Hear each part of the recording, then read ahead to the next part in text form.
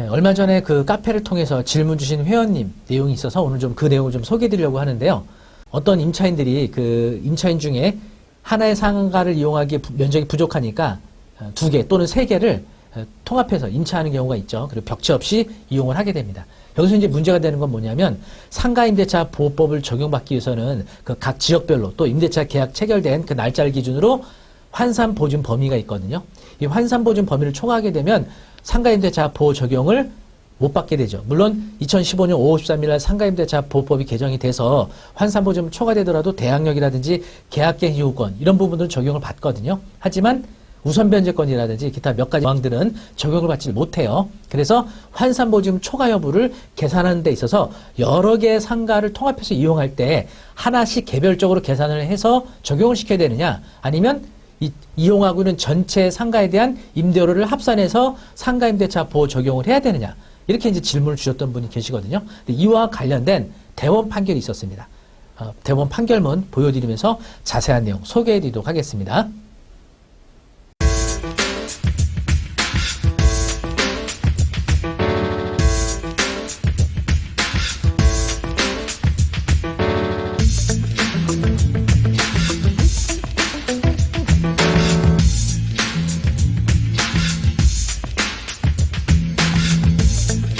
어떤 분들은 임대 수익을 원하시는 분들도 계실 거예요. 여기에 따라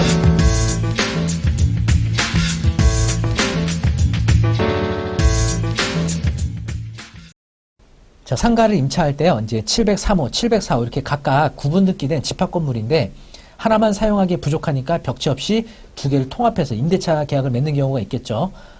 뭐 요거를 각각 임대차 계약을 맺는 경우도 있고 또는 요거를 통합해서 계약을 맺을 수도 있겠죠. 뭐 이렇게 해서 통합해서 1억에 400만 원 이렇게 2개를 통합해서 임대차 계약서를 작성합니다. 작성하게 되면은 나중에 경매가 들어왔을 때 요 1억 400에 대해서 요걸 환산보증으로 계산을 해야 되거든요. 환산보증 계산식은 월 차임에 100을 곱하 있는 겁니다. 차임 400만 원 곱하기 100 그러면 4억이죠. 여기다가 보증금을 더하는 거죠. 그러면 1억 그러면 5억이 되죠. 바로 요 5억이 이 임차인의 환산 보증금이 되는 거라서 이 임차인이 어느 지역이며 또 최초 계약 체결일 한 때가 언제인지 그거에 따라 환산 보증금이 적용받거나 초과되는 거예요. 그런데 만약에 그 지역 또는 임대차 계약 체결일 기준한 환산 보증금이 초과된 경우인데 이거를 각각 배분하는 거죠. 뭐 예를 들어서 5천에 200만 원 이렇게 여기도 5천에 200만 원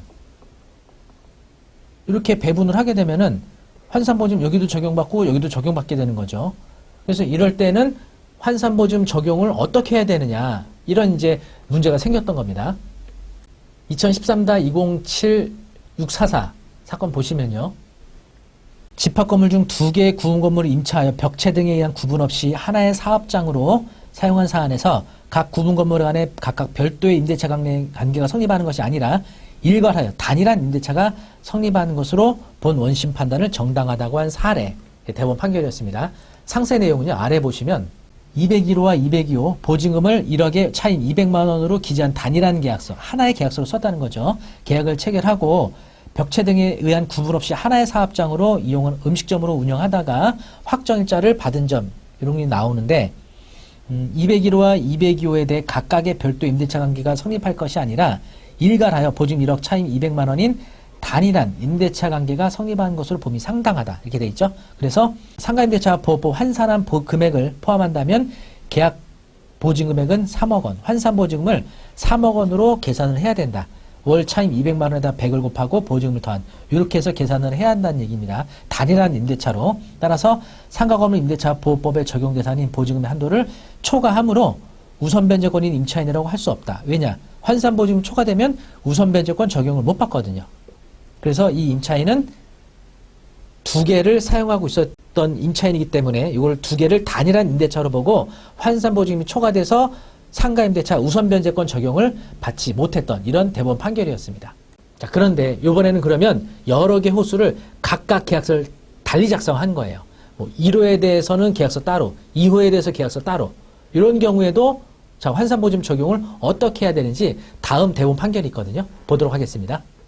2013-27-152 판결이에요.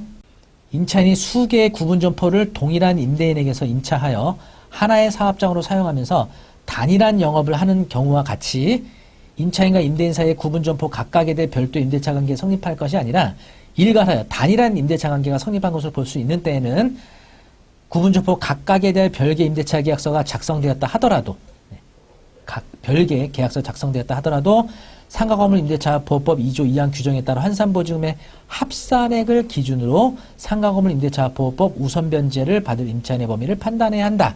이렇게 판결이 된 겁니다. 그래서 먼저 보여드렸던 대법원 판결과 지금 보여드린 대법원 판결의 핵심이 뭐냐면 하나의 사업장으로 단일한 이런 사업장으로 운영했다면 계약서를 단일한 계약서를 작성했던 별개 각각의 호수에 따라 계약서를 작성했던 합산한 금액으로 환산보증금을 계산해서 상가임대차 보호법 우선변제권을 적용해야 된다. 바로 이 내용이죠. 물론 대항력도 같이 적용이 되는 겁니다. 다만 이 대항력은 2015년 5월 13일 이전에는 적용이 안 되죠. 환산보증금 초과되면. 하지만 2015년 5월 13일 상가임대차 보호법 개정 이후부터는 환산보증금 초과돼도 대항력이 인정되는 거죠.